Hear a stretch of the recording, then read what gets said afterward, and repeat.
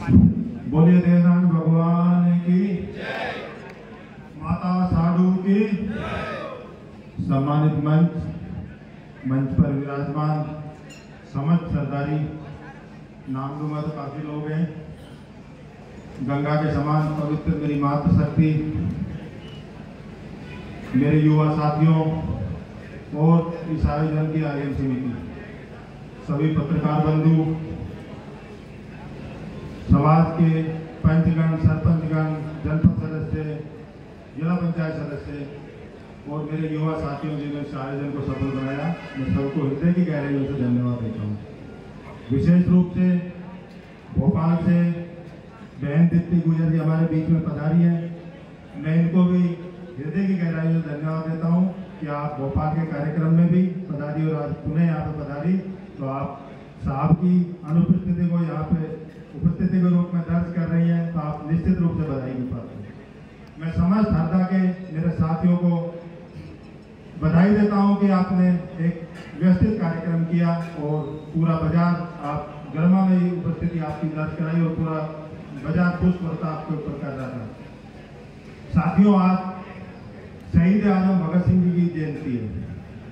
हमें याद करना चाहिए उस युवा तरुणाई को जिसने भारत की आजादी के लिए एक बाली उम्र में अपने आप को बलिदान दिया, अपने आप को शहीद किया। मैं आप सबको बताना चाहता हूं कि मेरे पूर्व वक्ता हमारे कराड़ा साहब ने आपको बताया, क्षेत्र के सारे विशेषताओं के बारे में बताया, आप लोग सक्षम हैं, अच्छी बात है, समाज को आपके ऊपर गर्व है। मगर जो बात इन्होंने कही उस पर अमल भी आप लाना, मेरे इशारों को आप समझना। मैं आपसे ये निवेदन करता हूँ कि आप अपने क्षेत्र से बाहर भी निकलिए। आप देखिए ग्वालियर का गुजर किस तरह संघर्ष कर रहा है, आप देखिए सिंगरौली में हमारे गुजर भाई किस तरह संघर्ष कर रहे हैं। आपके बीच से ही हमारे विधायक दोगले साहब बैठे हैं, इन्होंने संपूर्ण मध्य प्रदेश में गुजर समाज पे काफी इन्होंने रिसर्च की है। ऐसे ऐसे क्षेत्र हैं, टीकमगढ़ के अंदर हमारे 4-5 हजार परिवार हैं, उनकी अगर कोई घटनाएं घटती है तो आप बड़ी संख्या में यहाँ पे रहते हो, तो आप यहाँ पे प्रतिक्रिया देना सीखिए। मैं एक हमारे किसान नेता थे सब छोटू राम जी, उन्होंने 1938 में एक बात कही थी, मेरे भोले किसान दो बात मेरी मान ले, एक बोलना जा सीख, एक दुश्मन को पहचान ले। साथियों, अपने दोस्त और दुश्मन को पहचानना जिस दिन आप सीख जाओगे तो इस हरदा क्षेत्र की तरह संपूर्ण मध्य प्रदेश और संपूर्ण भारत का गुजर अपने आप में सक्षम हो जाएगा। हमारी बहन ने बताया कि हम शासन करने वाले लोग थे, मगर धीरे धीरे, मगर अब समय आ गया है, हमें अपनी मातृशक्ति को आगे करना पड़ेगा। आप देखिए, भारत का प्रधानमंत्री पहली बार अपने आराध्य भगवान देवनाथ जी की जन्मभूमि पर आता है और माता साधु के साथ साथ राम प्यारी गुजर का नाम लेता है, माँ पन्ना धाय का भी नाम लेता है। आप याद करिए वो राम प्यारी गुजर को जिसने 30-35 साल की उम्र में तैमूर लंग से लगा दिया। क्या आधुनिक भारत के 70 साल के इतिहास में कोई प्रधानमंत्री ऐसा नहीं हुआ कि इसका नाम ले सके, उस समाज का नाम ले सके? मगर माननीय प्रधानमंत्री जी ने नाम लिया। मैं पार्टीबाजी में नहीं जाऊंगा, कोई भी प्रधानमंत्री उसका अधिकार बनता है कि हम भारत में बड़ी संख्या में निवास करते हैं और हमारी मातृशक्ति को उन्होंने सम्मान दिया।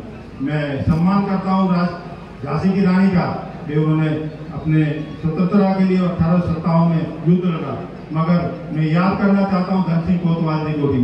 क्या कसूर था उसका कि उनको आज तक इतिहास में जगह नहीं मिली और अब वो जगह आप लोगों की शक्ति के कारण मिलने लगी है। आप याद करिए 140 बच्चे, डॉक्टर साहब को पता होगा, इतिहास पढ़ा है, पांचोली गांव मेरठ में 8 साल से लेकर और 60 साल तक के बुजुर्गों को, 70 साल तक के बुजुर्ग महिलाओं को एक साथ 140 लोगों को फांसी देने का काम भारत अंग्रेज उस समय की ब्रिटिश गवर्नमेंट ने काम किया, मगर इतिहास में उसको कहीं ना कहीं दबाने का काम किया। तो आप सब लोग पढ़िए, आगे बढ़िए और अपने समस्त भारतवर्ष के गुजर जितने भी आगे बढ़ रहे हैं, जिनको तकलीफ आ रही है, समस्या आ रही है, जैसा एक 2007-8 में समय का अभाव है, मगर मैं अपनी बात बताना चाहूंगा कि राजस्थान का गुजर आरक्षण के लिए संघर्ष कर रहा था। 72 लोग यहाँ पे वहाँ पे राजस्थान में शहीद हो गए थे, मगर आप लोगों ने उस समय दमदारी से मध्य प्रदेश के गुजरों ने रोड जाम किए, चक्के जाम किए, तो वहाँ पे सरकारों को झुकना पड़ा। उसी शक्ति के साथ आप ग्वालियर के आज जो गुजर समाज हमारा इस समस्या से परेशान है, अगर आप सब लोग मजबूती से करेंगे, मैं आपको वादा करता हूँ कि हमारे चंबल का गुजर बहुत मजबूत है। वो अकेले ही बहुत बड़ी पर्वतों से लड़ने की ताकत रखता है, मगर जब समाज साथ खड़ा हो जाता है उसकी ताकत दुगनी नहीं चौगुनी हो जाती है। तो आप सब लोग मिलके उन शेरों की ताकत दोगुनी करने का काम करें और हम भी अपनी ताकत के साथ उनके साथ लड़े हैं। और मेरे गुर्जर समाज के लिए और एक बधाई का संदेश है। अभी पूरे भारतवर्ष में, पूरे वर्ल्ड के अंदर, पूरे संसार के अंदर बेस्ट टूरिज्म विलेज का हमारे देवमाली गांव को मिला है। देवमाली एक ऐसा गांव है जिसके अंदर एक भी पक्का घर नहीं है। वहाँ के गुर्जर आपसे भी, आप इस क्षेत्र के जैसे गुर्जर समाज सक्षम है, वहाँ का गुर्जर आपके बराबर ही सक्षम है, मगर उनके सबके कच्चे घर हैं। उन्होंने शहरों के अंदर पक्के मकान बना रखे हैं और जिस मकान के अंदर वो रहते हैं, मैं आपको बताना चाहता हूँ, उस मकान का भी किराया भगवान देवनाथ जी के नाम से वो देते हैं। उनकी खुद की कोई संपत्ति नहीं है। अब इस देश का नाम हुआ है। उन कच्चे मकानों के अंदर आज अंग्रेज आ रहे हैं, फॉरेन से लोग आ रहे हैं और उन मकानों के सामने फोटो खिंचाने के लिए उन माताओं बहनों को 10-10, 20-20 हजार वो डॉलर के रूप में देके जा रहे हैं। ये अभी पिछले सप्ताह की घटना है। तो आप अपने गौरव को पहचानिए, अपने गौरवशाली अतीत को पहचानिए। और अब हम, मेरे पीछे और भी बहुत सारे वक्त हैं, उनको सुनेंगे।